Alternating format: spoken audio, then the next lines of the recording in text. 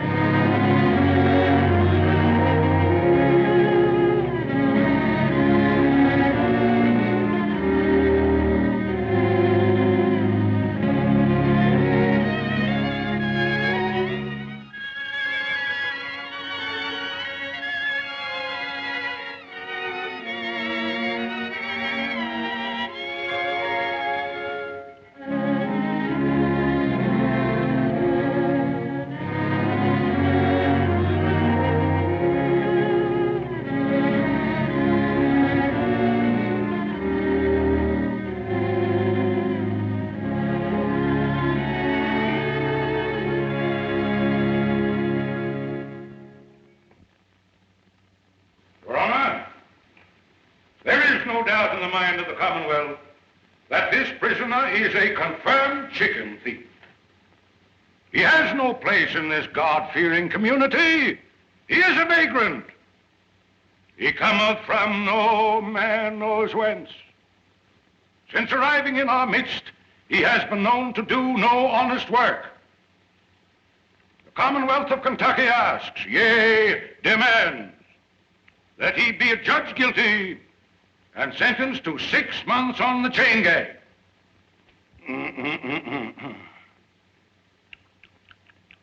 Hey, boy, wake up there. Sheriff, wake him up there. If anybody's going to sleep in this court, it'll be me. Hey, wake up. Yes, Come here, boy. Here. Come on over here, right there. What's your name? Poindexter. Poindexter?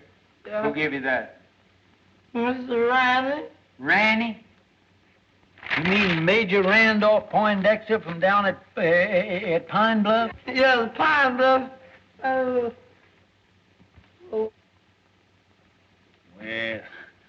looks like you Poindexters is always getting mixed up with some chicken somehow. Hey, Sergeant, it seems like I recollect you and Major Ranny having some connection with the flesh of the fowl at one time. Doggone if we didn't. You know, Major Ranny was the fire-eatingest soldier that ever chased a yank up a tree. You know, Billy, you and me put near starved that day when we went foraging for a snack after the Battle of Chickamauga. Chickamauga?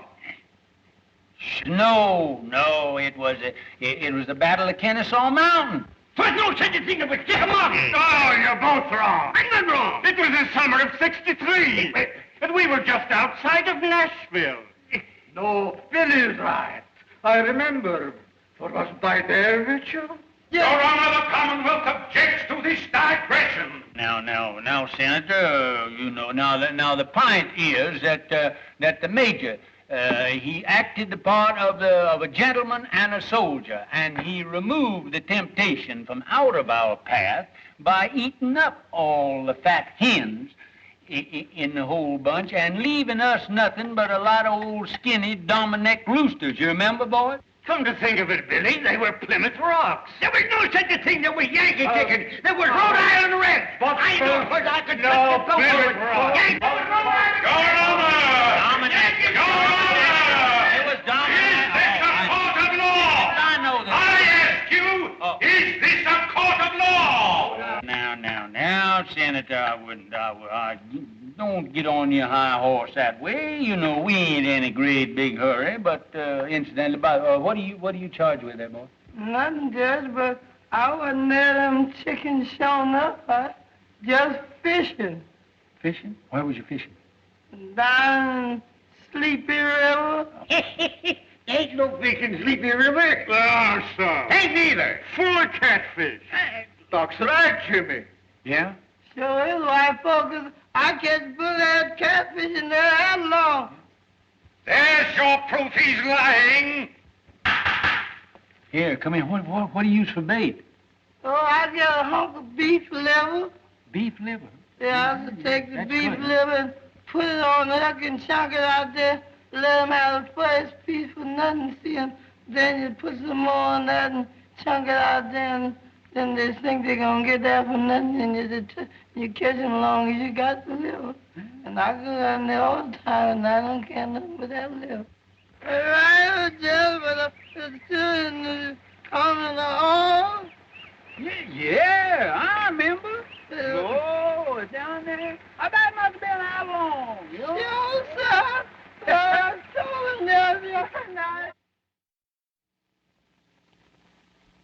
I got to take down the judge's clothes. Got to take 'em in the house. Yes, Lord. Got to get out that old ironing board. Fix 'em up for the judge to wear. Yes, Lord, that's what I was going to do. Praise the Lord, Mr. Room. Is you ahead or is you ain't? Hi, Aunt Dilsey. How come you here? The judge say you up there at that college, learn to be a lawyer, man. Aunt Dilsey, I got stomach trouble. Law help you, white child. What them Yankees been feeding you? Not a darn thing. That's the trouble. What have you got for supper? Mr. Rome, you stay here. Us is going to kill the high-stepness rooster in the yard and a great big bowl of milk gravy and grits. And waffles? Don't you worry none, honey. You's home now. Miss Rome's home. Miss Rome's home. Miss Rome's home. Miss Rome's Hey, Uncle Billy! Well, if it ain't wrong. Well, salt me down. What happened up there? Did them Yankees kick you out of that law school? Huh? Sure they did, with a diploma. You're now looking at a full-fledged member of the bar. Let me look at you. Full-fledged, my gizzard. Yeah, lawyer. You know, you better get your britches half sold, because you're going to sit around a long time before you get your first client. Well, I don't mind, Uncle Billy. You know what happened to me before I got my first client, don't you?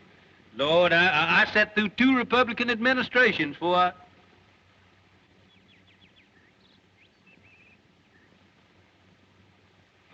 Who are you playing? Oh, I'm just doing a little practicing here for the championship. I got Jeff here. He's doing the retrieving for me. Me and Herman Felsberg is going to play against Jimmy Bagby and Doc Lake. 2 of them balls down there, will you, Jeff? 2 again. Mm-hmm. Remember the last time? I'm going to show you what had happened to Jimmy Bagby now. If he's, just want to show you how far I can... Ooh, look at... Look at them Yankee shoes you got on there, Jeff. Look at that. Yes, I never seen shoes with buttons on them before. I seen pants, but... Oh, say, that's fine. Oh, just take your button shoes with you and just step that off and see just how far it is. All I right, think that's Uncle about a Billy. record. 1, 2, 3, 4.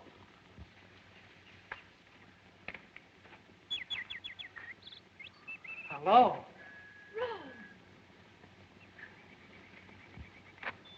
Glad to see me? Why, I thought you were still up north. I got in this morning. How'd you know I was back here? Well, I didn't, but Uncle Why, you look pretty with those things. Isn't this a lovely spray? Mm-hmm. Now, young lady, I want to ask you a question. Please let me down, Rome. Miss Gillespie, will you please tell this court why you didn't answer my letters? I've got to go in. Really, I have. Now, tell the truth, the whole truth, and nothing but the truth, so help you. You know why. All I know is that you've changed since I went away. Well, that isn't it, Rome. It's just that we've grown up. You mean you don't like me anymore? Oh, Rome. Well, if my mother or anybody has said anything... Oh, Ellie Mae, I mean... Well, I'm old enough to choose my own friends. Please let me go. We've got to get this thing settled once and for all. I've got to go in, really, I have. All right, then, I'm coming back tonight and find out what it's all about. You can't. I have an engagement. Who with? Fleming Talley. Well, how about tomorrow night? Oh, Rome, it's no use. All right. That's the way you feel about it. You can sit right there till we understand each other. That's all right, that's all right. We don't need no more practice for them old men. Besides, that exertion calls for a julep. Yes, but you gonna wait for that young gentleman for you. Wait for him? Unless young folks has changed since I was skirmishing around. He won't be back for quite a while.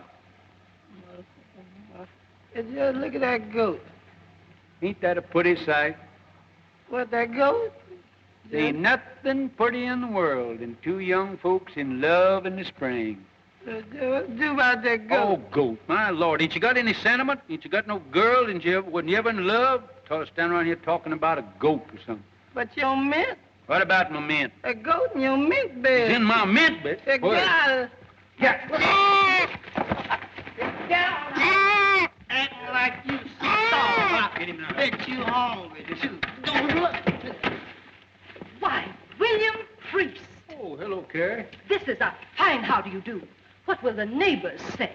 I'm ashamed of you. What's ailing you now?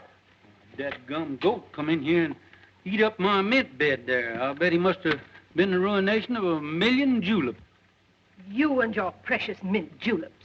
A circuit court judge. Where's your dignity? Dignity? I don't reckon the Priest family will ever have to worry about dignity as long as you're alive and kicking. Well, it's a good thing somebody in this family has pride. I always told my brother when he married you that he saved the family name. Well, if he were living, he wouldn't be fooling around the front yard with a goat. That's not what I came for. Have you seen Rome? Oh, Rome? Rome?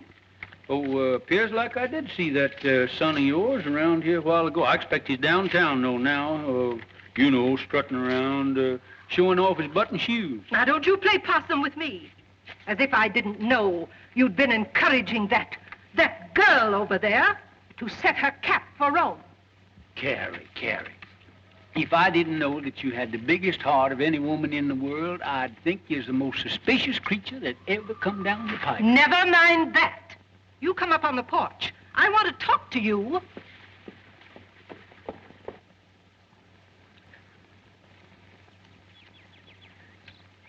If I'd have known that's the way you felt about it, I wouldn't have hurried home so fast. I'm sorry, Rome, but after all, you have your career, your family, and everything in the world that matters to you right here. I don't think you care what matters to me. That's not fair, Rome. After all, I'm only telling you for your own good. William, I'm not a woman to beat about the bush. This business of Rome and that girl next door has got to stop. What do you got against Ellie Mae? She's an awful sweet girl, seems to me. She's got gumption, and she teaches school, and supports herself. I don't want to be unkind. She may be a very nice girl and all that. But after all, Rome is one of the Kentucky priests. And the name of priest means something in Kentucky. Well, I've never heard that it meant intolerance. It means good stock and family pride. You know the kind of stock she comes from. Yeah. Her ma come to this town penniless and died giving birth to Ellie Mae. I remember the night. She was a frail little woman. Wasn't any bigger than Ellie Mae is now. And just as pretty. But who was her father? Well, nobody don't rightfully know. Well, family may not mean anything to you, but it means a whole lot to me. I'm not going to have my grandchildren come into the world under a cloud.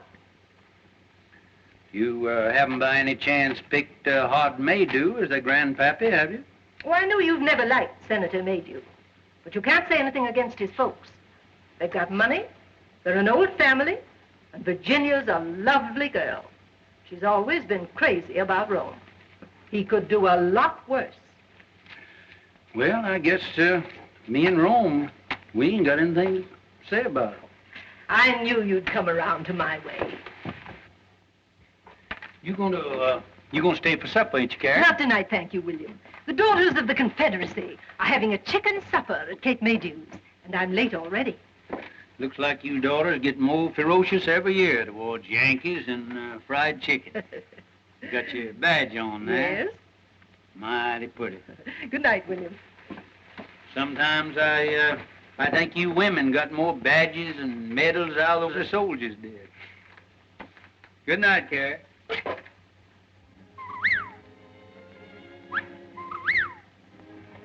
Listen to that old whippoorwill calling his mate. Him and his kin has been nesting around here for nigh on 30 years. It's a lonesome kind of sound, isn't it, Uncle Billy? It is so. You know, the good Lord never meant for nobody, either man or bird, to live by themselves. Uncle Billy, why didn't you come and live with us after Aunt Margaret died? Oh, I never could stand your ma's cooking.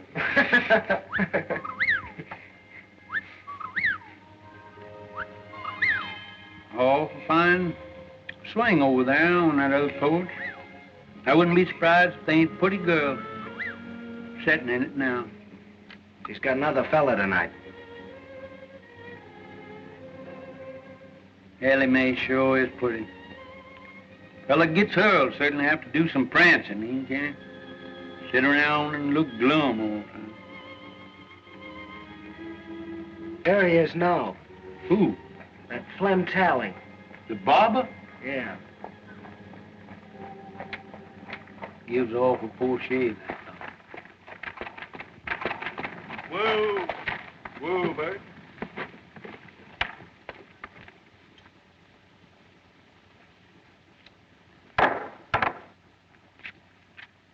Yeah, I am, honey. Hear me? Here's good news.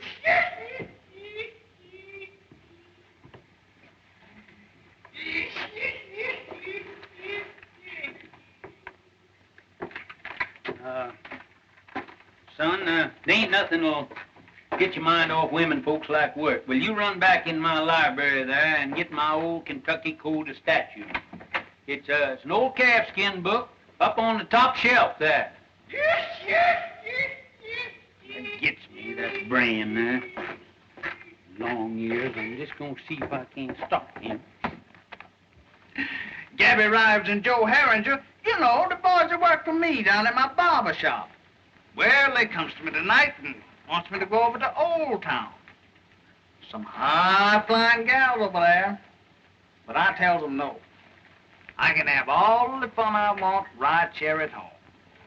Now, guess who I was talking about? Couldn't I make you some lemonade? Lemonade? Sure, honey. And I got something to sweeten it with. Right out of the mountains and kicking like a mule.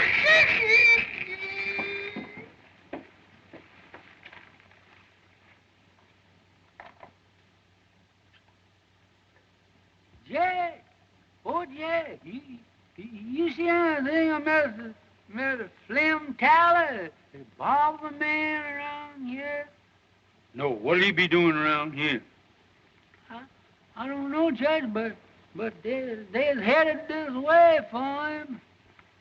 What are you talking about? Who's they? Some lady's pappy, a two-barrel shotgun. He said Mr. Tally's been messing around. He sure is in a killing mood. You mean that he's going to annihilate him? No, sir. He just gonna shoot him. That's all. Well, there ain't a thing that I can do about it. My job don't stop until they've got him all laid out in the morgue, full of buckshot, cold and dead. and ready for burial. Then I steps in. But you, Judge, you the law. Oh, I can't do a thing about it, as I said before, until the shooting is over. And then I'll certainly see that the murderer gets a fair trial.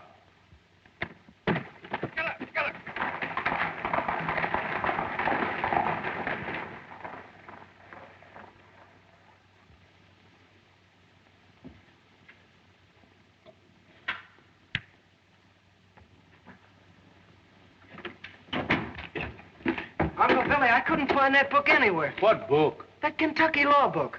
Oh, maybe I didn't have one. Ellie Mae's waiting for you over there. What?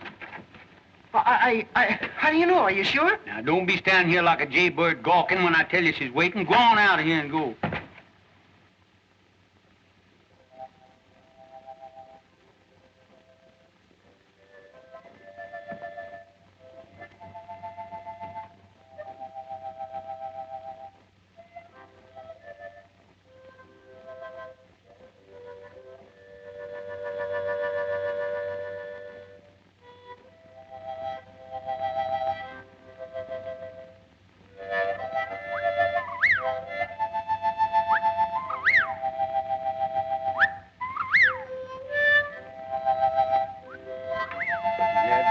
Whippoorwill. Mighty poor company on a night like this. Good night, dear.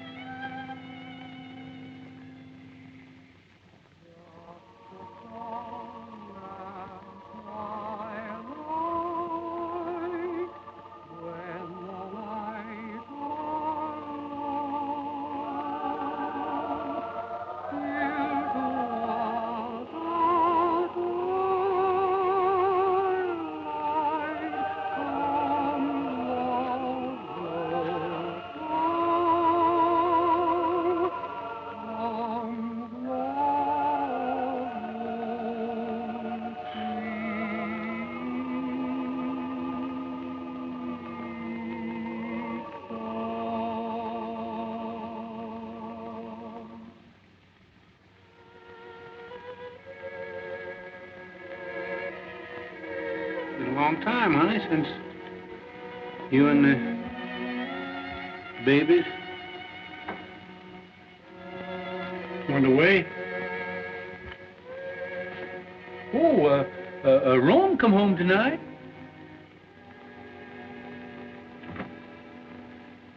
Little Robert E. would have been,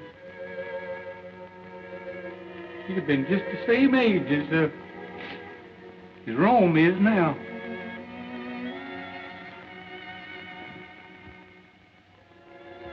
I guess it's Rome coming home is what makes it seem more lonesome than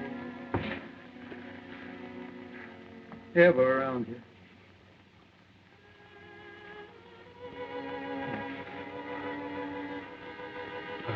Honey, you know that fella that he enlarged that tin type, he sure did a pretty job. I wish you could see it, honey.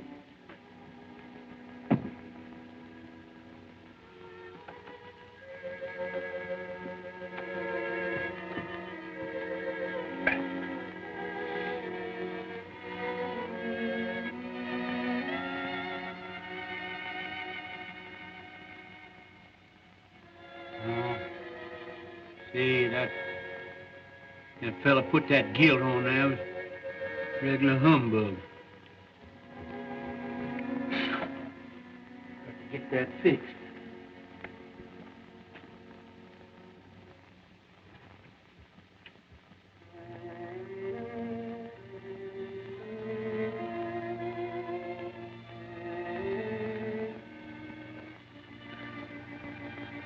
Honey, it sure is a pretty night.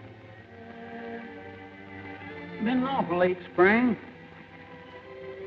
But I don't know when I've seen the flowers looking better this time of year.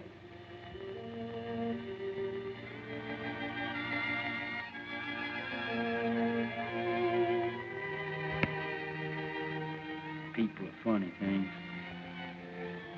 Always got their eye set on something. Rome, he's got his eye set on Ellie Mae, and Carrie, she's got hers set on old Hard Maydew's daughter, Rome. Old Hard, he's got his eye set on my job. Some of them's gonna be disappointed. Them honeysuckles sure do smell sweet. Seems like I just can't get my nose full enough of them.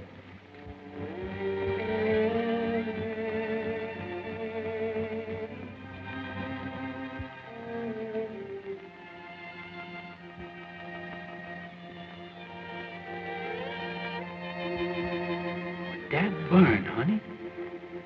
There's Bob Gillis over that grave.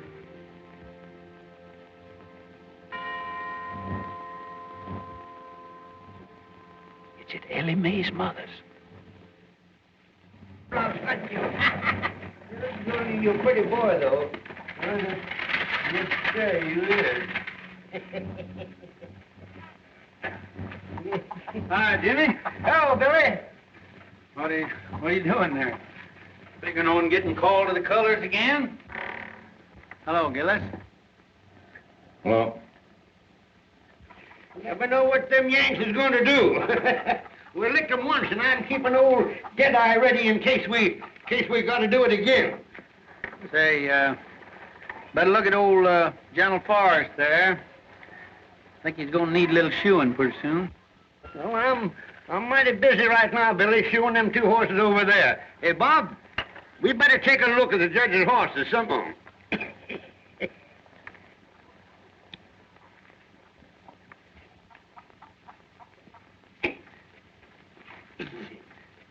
Now, Snifter, good corn.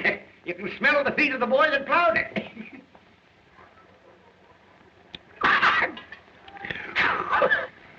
That breath of yours is like a hot mince pie. Where you going? Going fishing. Sleepy River. Sleepy River? Why don't you fish in the trough there? Need shoeing? no, all right for a while yet. Say, bad scar you got there. Bullet? Yeah. Get that in the war? No. Folks say you come from up north. Must have got that up there.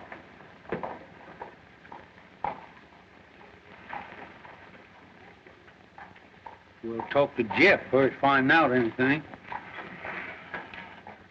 Hey, wake up here. Somebody come along, steal a horse, and leave you sitting here holding the line.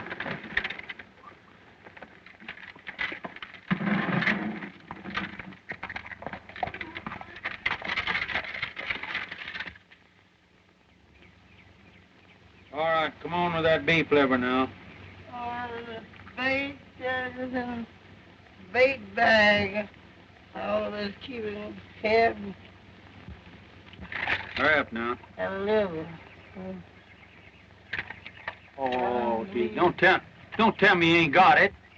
It look like that liver them walked off by itself. Lord. Here, Oh, I'm going to catch any catfish and ain't got no bait. Take this dime now and hurry on back to town and get me that beef liver. all right, sir. Hurry up now. All right. Actually running now. This is the way it is. You going to put your shoes on? Look, I'm saving in case my feet wear out. And then I have them. Much sitting around as you do. It won't be your feet that'll wear out.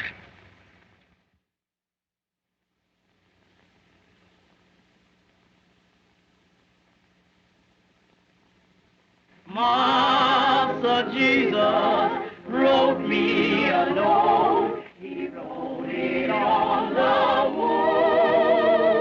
wood. He tell me to put on my Sunday clothes, for he's coming to fetch me soon. Master Jesus wrote me a note. He wrapped it in a star. Say he gonna wash me white as snow.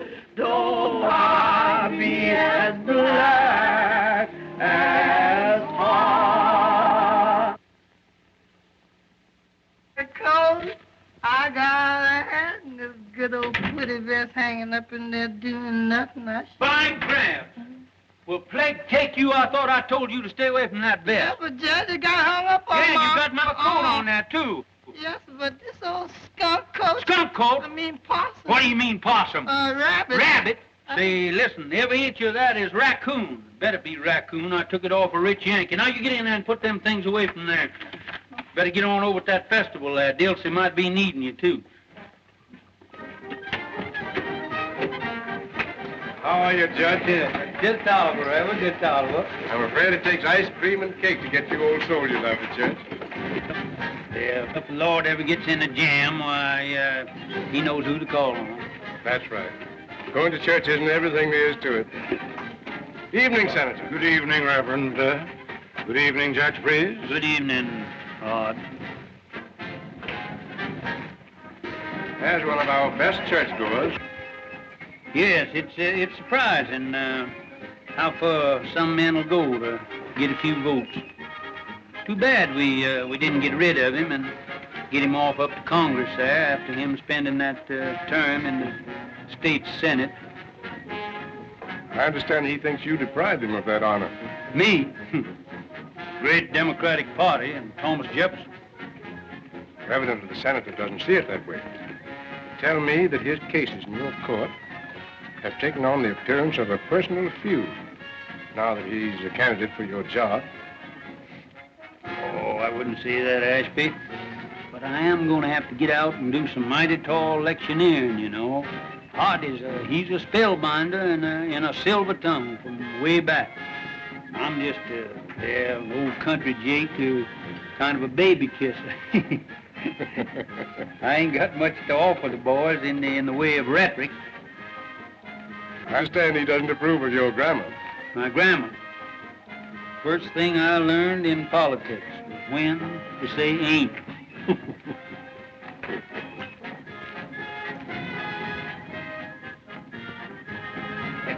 Speaking of ice cream, did I ever tell you about Shiloh? Yeah. Didn't I? Wait a minute, Doc. Wait a minute. How did you hear this? Well, sir, come here. Come on back here. What do you hear this? It was the eve before Shiloh, and them orders had to get across the river to General Beauregard. What did I do? I took off my clothes and I stuffed the orders in my mouth and I plunged in. It was pitch dark. Well, sir, I was going... Good evening. You swimming again, Jimmy? Now, where was I? Right in the middle of the river. Yeah, yes, sir. There you're swimming in 12 miles to go yet. And there I was, swimming and swimming, diving under and around Yankee gunboats all around me, surrounded by Yankee gunboats, and me dodging them right in... Gunboats? Yes, sir. Putting them gunboats in there is a new tax, ain't it, Jimmy? Hello, Rome. Now, don't you young people think you have to entertain us old folks? That's right. Run along now. They're getting ready for the candy pull. Perhaps Rome has other plans. Oh, no, he hasn't.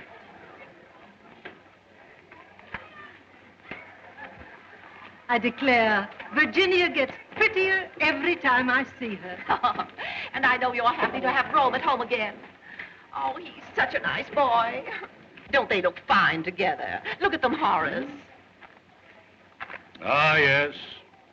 Youth, beauty. I remember when I first crossed the threshold of my young manhood and listened to the sweet murmurings of my heart.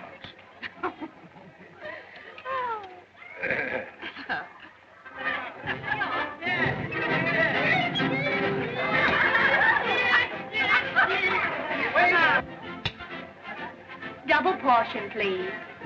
You have a full portion there. Oh, but we can pay for it. Can't we, Ro?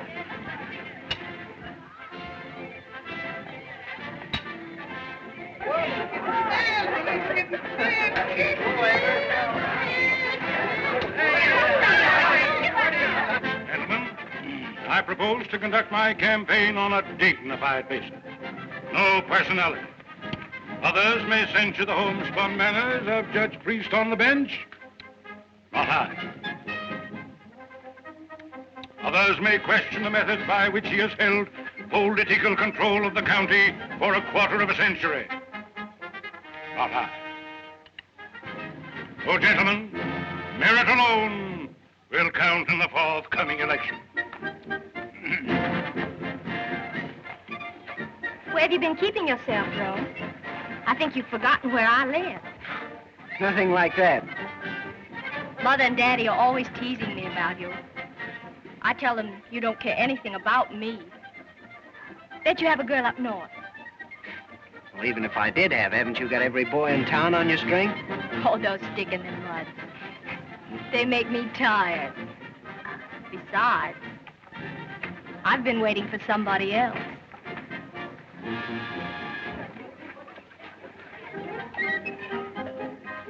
Attention. Say, what's the prettiest gal at the festival here, moping around back here by herself, huh? You want some taffy, Judge? I ain't much of a taffy puller.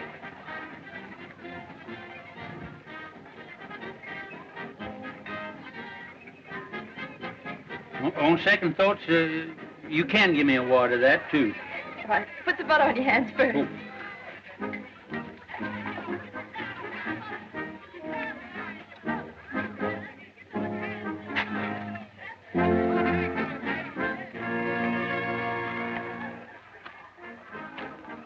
Oh, Uncle Billy. Oh, no. You ain't doing that right. What's the matter with it? Here, let me see your hand. Ain't got no butter on there, no wonder. Here, let me show it. Here, put mine in here. Let me show it. There. Go on up there. Run on up there and put some more stickum on your hand there. Go on, right up there. All right, Uncle Billy. That's it. Now, here. Put that right over in there now. Now, here. Now, that's the thing. Candy pulling, you got to keep your mind right on it. Look, that's how you're getting it all on your hand. Keep your mind on what you're doing there now. Lord, you pulling candy with champion candy puller of this neighborhood now.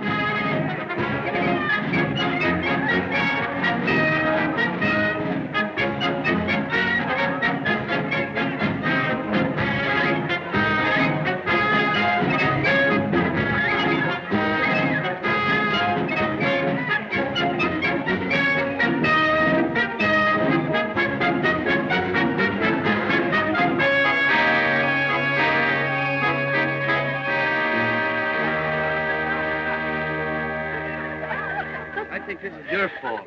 The sun shines bright in my old Kentucky home.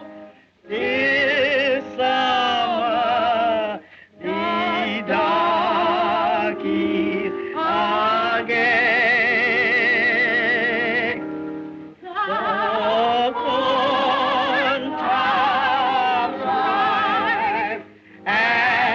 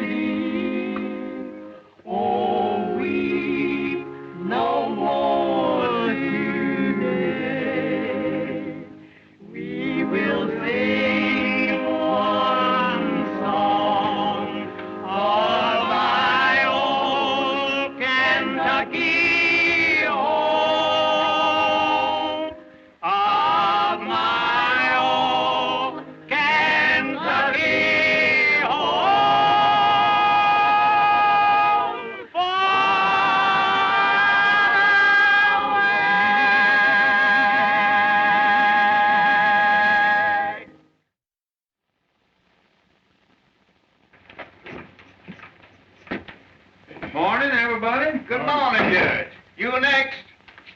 Hey, Flem, you got the only lively spot in town.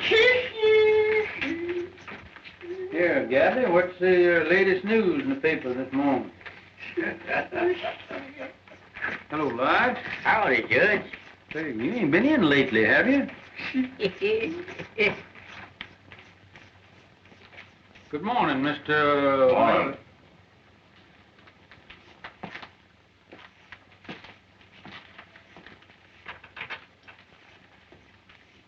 Nice day. Yeah. Oh, Flem, here she comes.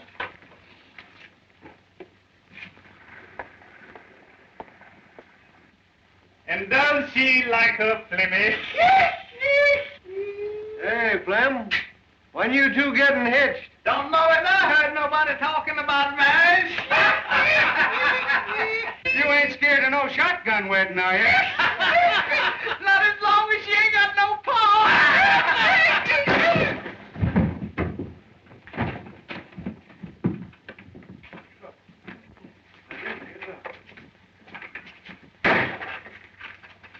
Say, that fellow's going to make himself mighty unpopular around here. That's right, Judge. Yeah. There's about 2,000 male citizens here that's going to be mighty sore at him. Yeah. When they find out that he punched you in the jaw before they could.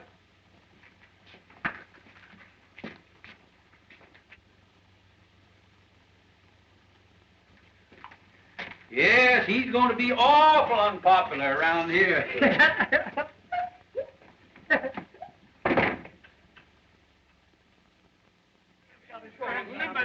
We're not licked to the last shots fired. You ain't going to have no excuse. I got the grounds in good shape. Yeah, you choose up with them. There you go. Yeah. 1, 2. Yeah.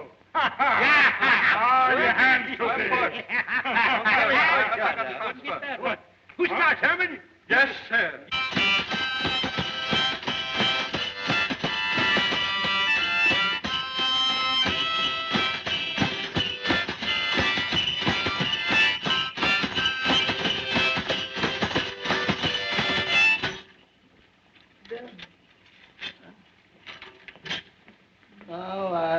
I live all alone in a country called our home.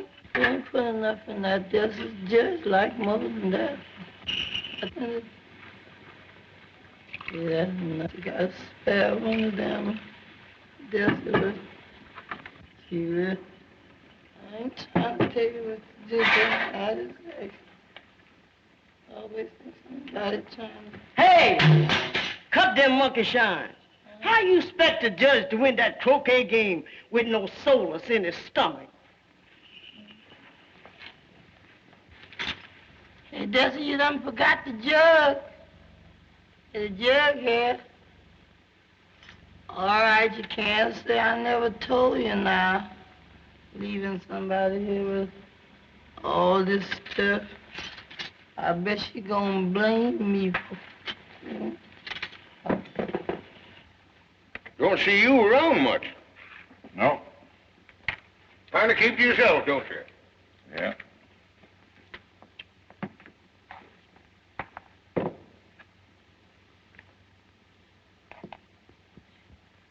Joe, get some more beer while I knocks me that 14 ball down there in the corner. I'll pay for it.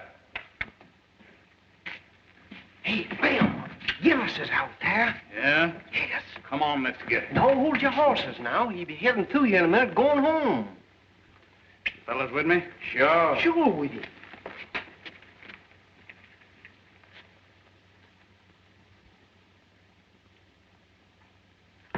Another?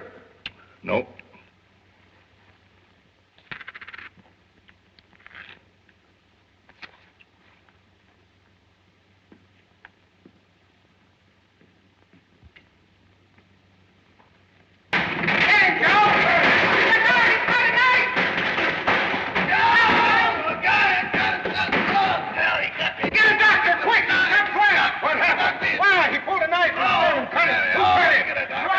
He cut Slam. We saw him. With the knife? Yeah, we saw him do it. Look at that. Cut it. Wow, that blacksmith fellow. We're off the fine thing. Get a doctor.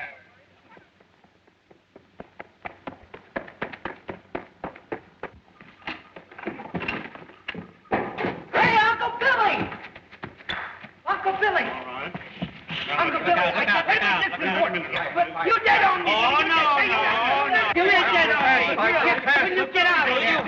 You're already out of the game. You're out. Get out of here. Oh, no. Go on. Yeah, get away. He missed it. Rome, please, will you? Wait, this is an important game here now. Keep still. We're champions!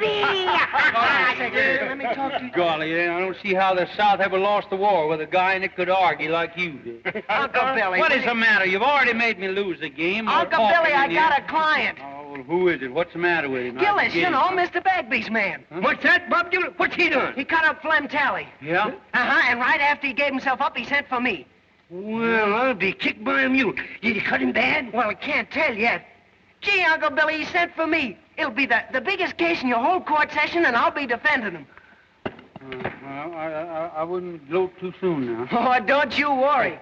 Hey, Ellie Mae! Hey, yeah, I'm going to get down to the jail and see what that fellow's got to say for yourself. I'm going to see Tally. Darn robbers, they robbed us out of that, Herman. Now, you better get on down there with me because you're liable to get a chance to go as bail. Ellie Mae! Ellie Mae, I got a client. Oh, Rome, I knew you would. Come on over. I want you to talk to Uncle Billy and tell you all about it. That sort of novelty, Herman, the barber getting cut up. Whoever cut him up couldn't have cut him much if they used the barber's razor. Where's Rose? I won't have it, that's all. He's getting mixed up with that kind of people. Oh, what's he done now? Well, he's done enough. Mother, what's the matter? Something wrong? If you're in the habit of discussing your affairs before strangers, I'm not. Well, Ellie Mae's not a stranger. Excuse me, Rome, I'll go. No, wait. All right. I have nothing to hide. Carrie, what's the matter? Have you been out in the sun too much? You shut up, William Priest. I hold you responsible for everything that's happened. Are you going to defend that man? Mr. Gillis? You bet I am. Oh, no, you're not. Mother, what do you mean I'm not? I suppose you know what's behind this drunken brawl? No? Well, then I'll tell you. They were fighting over that girl in a saloon. Mother, that's not so. Carrie, you can accumulate more misinformation in a shorter time than anybody who told you all this rigmarole. Virginia made you. Who? Virginia made you. Oh. She got it straight from her father. And brought it straight to you. She wanted to warn Rome. I know you've never liked me, Mrs. Priest.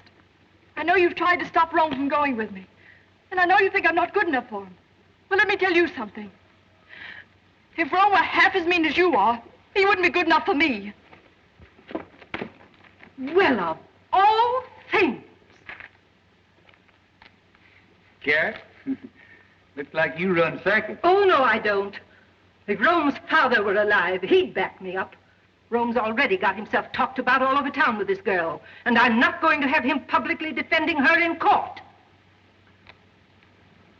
Well, Rome, see how your mother feels about it, so looks like you lost your first client. They're certainly hard to get, too. No, Uncle Billy, I haven't lost anything. Rome? Mother, I think I'm old enough to know my own mind. I said I'd defend Mr. Gillis, and I'm going to go through with it.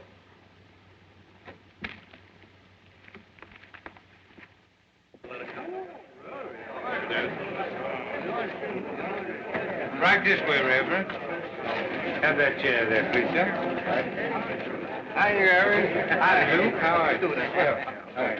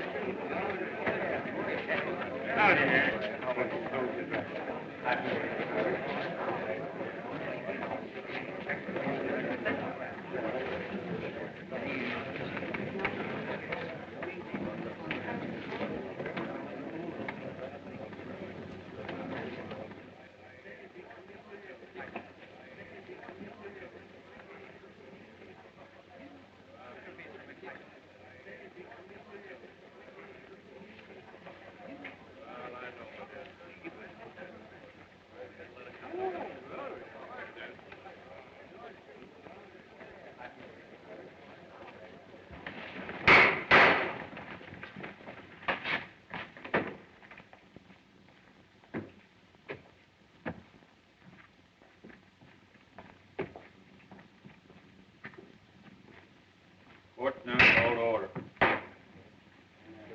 have a long session. May it please the court. I would point out that for many years, a political and personal difference has existed between your honor and myself. Now that I am a candidate for the exalted office which you have held for so many years, those differences have reached a point where, for the protection of the people, I must demand an impartial trial judge. Perhaps I'm getting deaf, but the fact had never reached me before. Are you insinuating that you won't get full justice in this court? I maintain that my language was sufficiently plain for any comprehension, however obtuse. But I will make it even franker. I charge, in the presence of two witnesses, you took sides with defendant Gillis in a prior attack upon this plaintiff.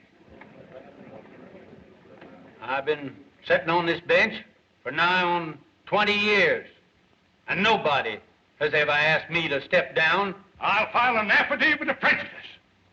That won't hardly be necessary. Then I call upon you, Judge Priest, to vacate the bench during this trial and yield your place to a qualified judge.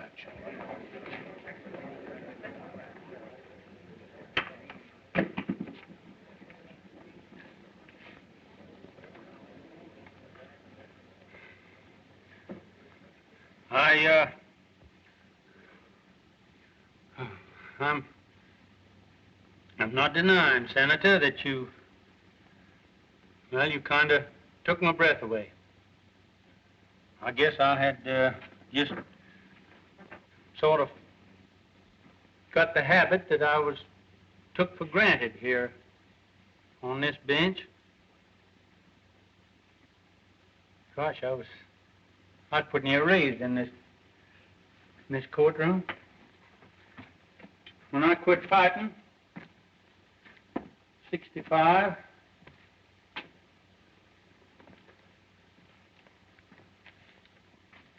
for what we thought was right, I kind of calmed down, found out I couldn't lick the whole United States. I come back here to my hometown, and I put up my shingle. It wasn't long before I was sitting on that bench. Maybe I did have a hankering for the spirit of the law, not the letter. But as far as I know, nobody ever found cause to complain till now. Now, you jury, you forget everything that I've said. And my feelings has no place in the records of this trial. Now, if you'll excuse me, neither side has any objection.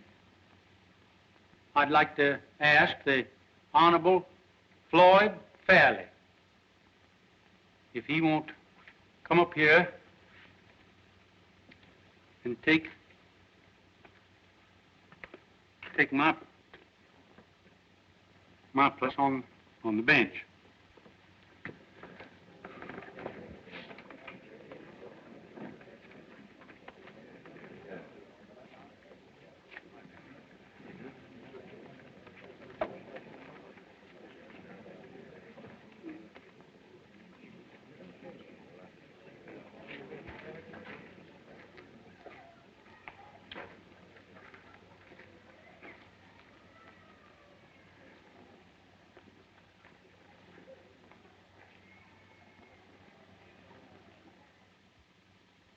Well, what happened then?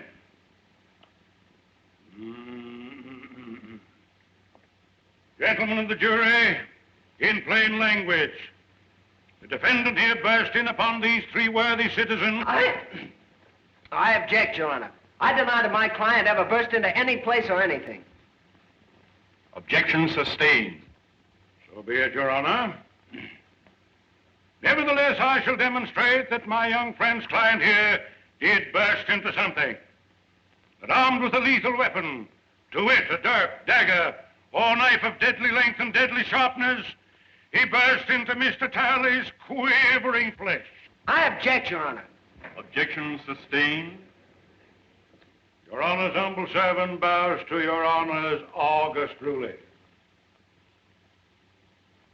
In due time, Mr. Talley's scarred and mutilated person will bespeak the verity of my claim with a silent eloquence far exceeding the powers of my poor tongue.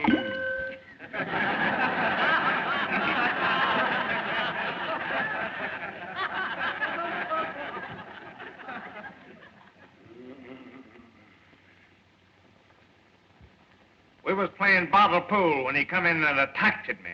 Didn't you attack him with a billiard cue? Not until after he come at me with a knife. Well, it's just like Flem says. We wasn't paying him no mind until he come looking for Flem. But weren't you three all armed with billiard cues? Well, never heard of nobody playing pool without them.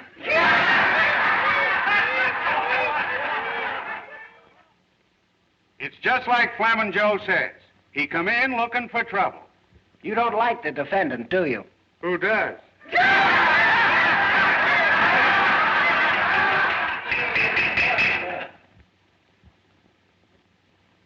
Your Honor, the defense is through with the witness. I should think my young learned colleague would be glad to be through with the witness. Your Honor, the prosecution rests.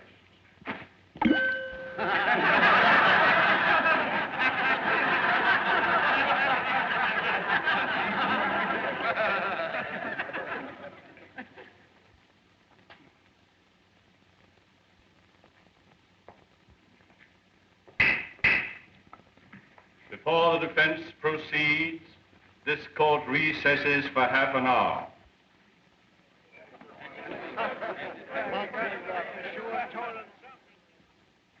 I don't know why you did it, Mr. Gillis. The judge priest told me what happened in the barber shop. Oh, you've got to tell the jury. They'd never convict you in a million years if they knew you were defending a girl's name. Don't you see? You can't think of me now. You've got to think of yourself. Look, Mr. Gillis, I don't want to bring Ellie Mae's name into this thing any more than you do. But she's right. They can give you 10 years for assault. And the way Maydew's working on the jury, they'll give you the limit.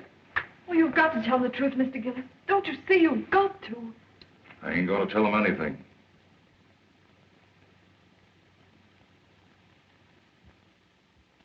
Yes, sir. Tally lied all the way through. And Herringer and Gab Rides, they lied too. It was 3 against 1 in Billy Gaynor's back room, and it's 3 against 1 in this here courtroom. Have you ever been in any other cutting scrape in town before? No, sir. That's all. One moment.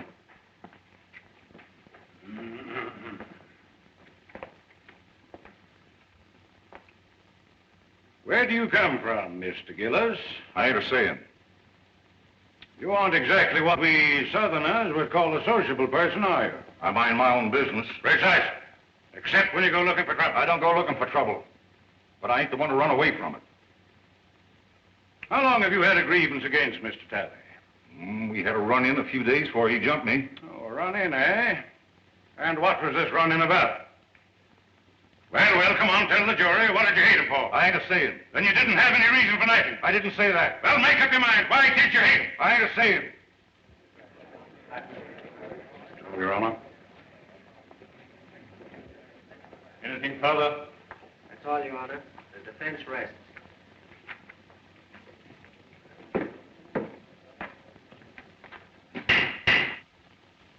This court will adjourn till tomorrow morning. It is our hope that the summations will be brief, so that we may all attend the reunion ceremonies, which begin at noon.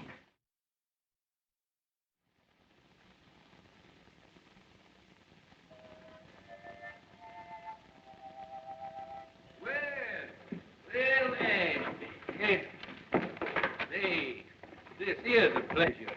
I don't get the chance to do this often. You certainly does me honor.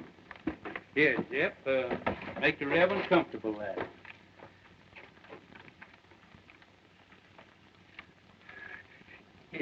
It looks like you kind of caught me red-handed there.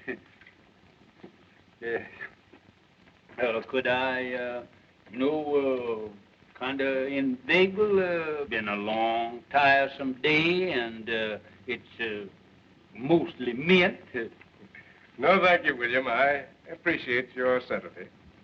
You know, I kind of thought that you'd be working on your Memorial Day address for tomorrow. Well, that'll take care of itself. What I'm worried about is this poor devil of a Gillis. You know Gillis? My trade takes me into queer quarters sometimes. Well, I feel just as sorry for that fella Gillis as you do. I'm plumb out of it. Hard got the best of me. He sure did. Case is closed. It's all settled. And I don't think Hard he'll be fool enough to reopen the case for nobody or nothing.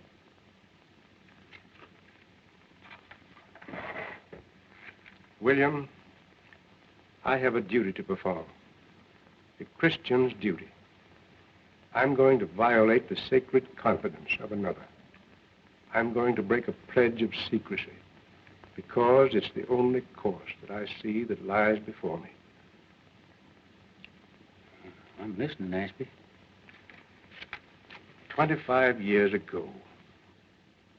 The judge is sure been hard misery. Reckon folks ain't been acting just right. Maybe his stomach's been complaining and he needs a toddy this night.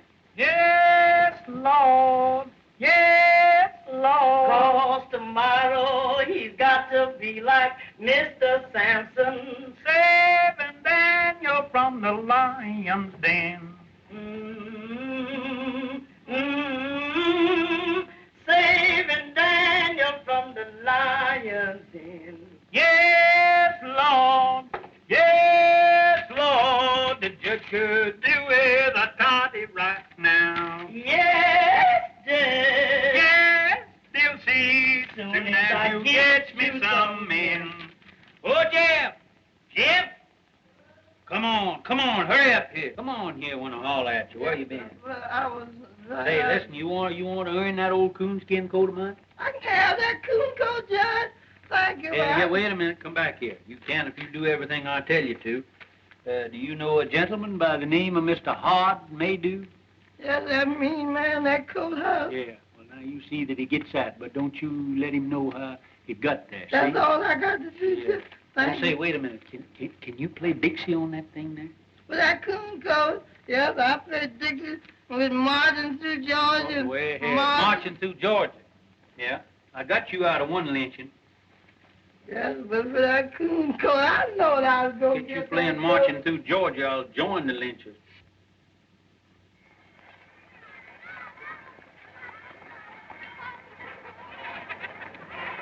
Hello, children. Hi, what do y'all got in your basket? Chicken. Well, that's just what I got. That's what the judge like.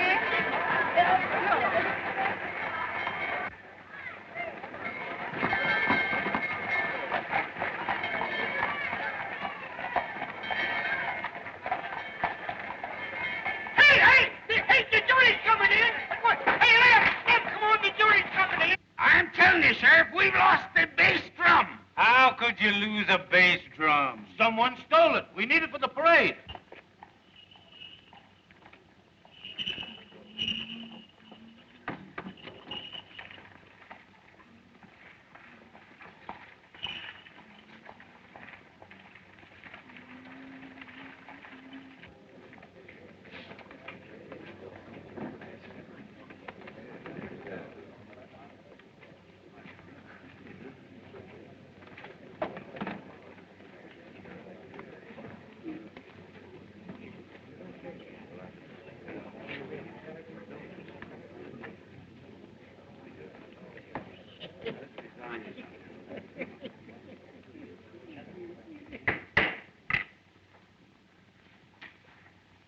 may begin your summation, Mr. Prosecutor. May it please your honor. Since adjournment yesterday, certain information has come into the hands of the Commonwealth, which, in the interest of justice, impels me to reopen the case. The Commonwealth is asked to recall the defendant Gillis for further cross-examination. Very well, Mr. Maydew. Proceed. Robert Gillis, take the stand.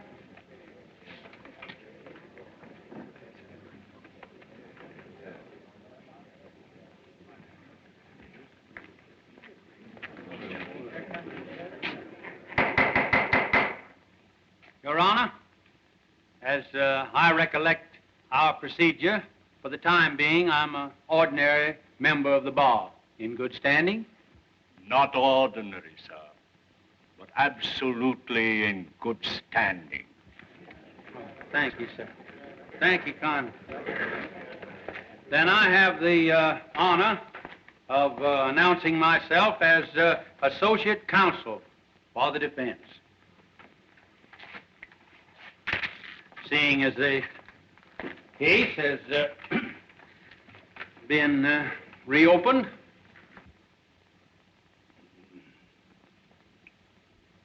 Mr. Gillis, were you always a man of turbulent and violent nature?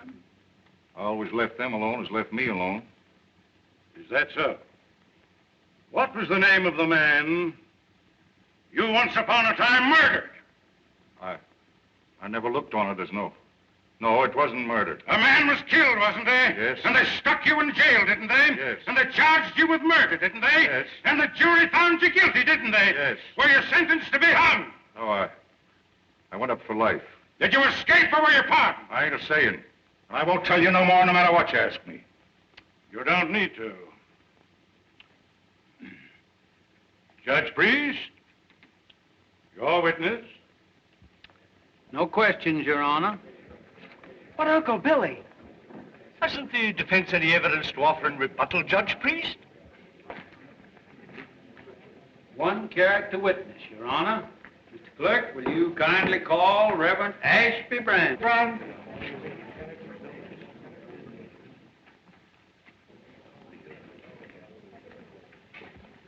You solemnly swear to tell the truth, the whole truth, and nothing but the truth in the case now pending in this court? I do.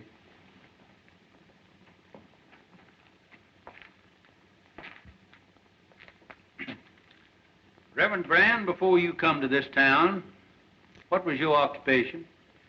In my early manhood, before I took holy orders, I had the honor to be a captain of artillery in the late war. In the War of the Rebellion? No, sir. The war for the Southern Confederacy. Yes, sir. You're right, sir. That's right. He's right. Oh, my error. One moment, please, Your Honor.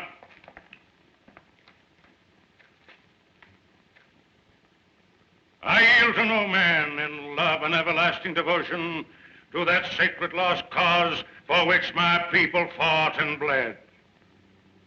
But though I cherish all those dear and everlasting memories, which even the bare mention of that great conflict must awaken in every true Kentuckian's bosom, I fail to see any possible connection between this reverend gentleman's military record and the guilt of this man, Gillis.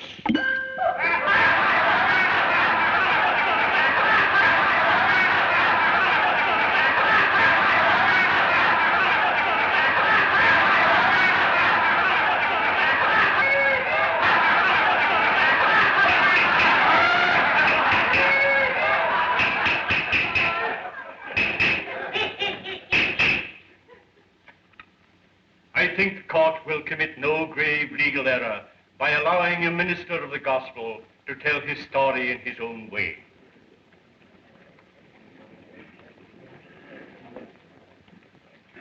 Meander along, Reverend Brand.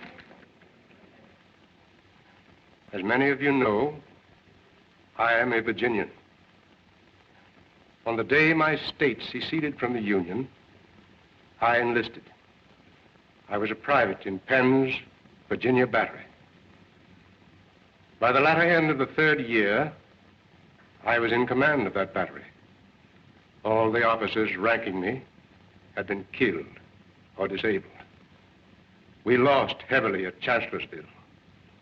And at Fredericksburg, we were almost wiped out. We kept our field pieces. We kept our pieces until the end. But we had not sufficient men to man those guns, nor anywhere to turn for more men. There were no more men left to come in.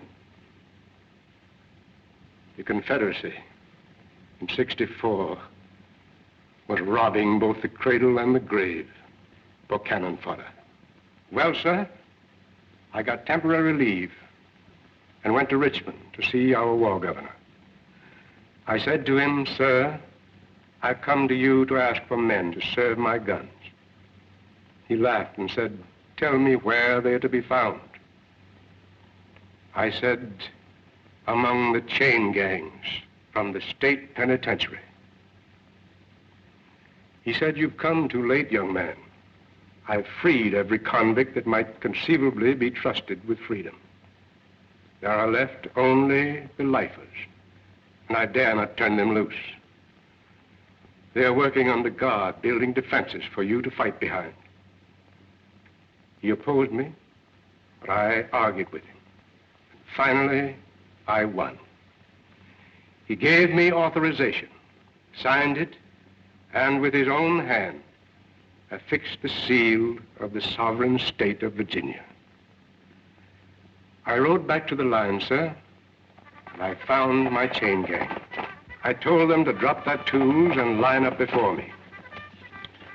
I told them, if you go with me, you go to face a hell of destruction and suffering and death. But I said, if you do go, you go as free men, as soldiers of the Confederacy. Your past will lie behind you, and your future, if you survive, is in your own hands. And I promise you this much: if you stand fast, if you do your duty, if bravely and honorably you acquit yourselves as men, then such of you as live through to the end, and some of you will live, are not to come back to this. It's for you to decide. Those who remain behind, stand fast. Those who come with me, advance one pace. Gentlemen of the jury, I tell you, they came at me like a wave from the sea, every one of them. And as time went on, they won for themselves the name of the battalion from hell.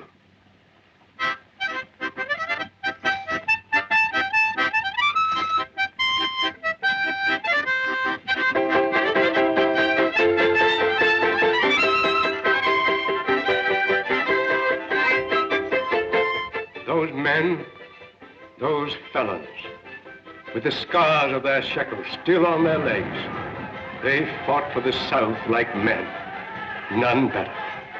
And they died like men, most of them. I was one of those men of whom I wish to speak a special word of tribute. He stood out for his courage and his fidelity, for his worth as a soldier and a man. Most of all, for his invariable truthfulness under all circumstances. He was from the mountains of my own state, a man who spoke little, but did much. I saw him once go out under fire during a battle to rescue at his own risk a wounded Union officer who lay there helpless between the lines. Another time, our stars and bars was wrested from our hands. We fought breast to breast that day. This man of whom I'm speaking threw himself on a riderless horse and rode into the thicket, and by the grace of God, came galloping back from the jaws of death, our colors clutched in his hand.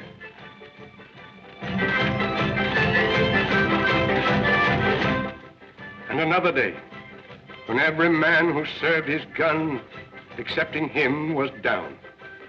I saw him when the Union infantry charged, sitting astraddle his useless gun, and with a rammer for his only weapon, waiting for the enemy to come within reach. The countercharge from our infantry saved him.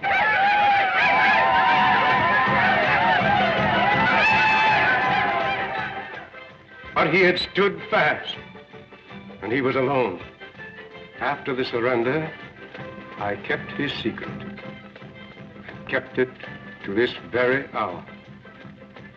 Though I've seen him daily at his work, watching over his daughter, providing for her education through me, and all unknown to LMA.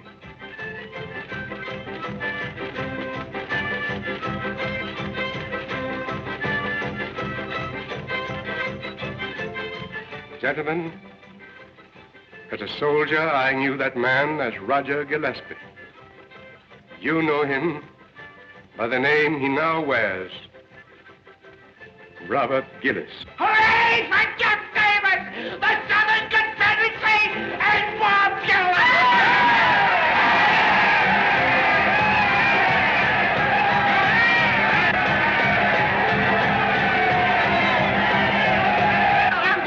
Get out of the way! Can't you see that poor, helpless child needs a mother?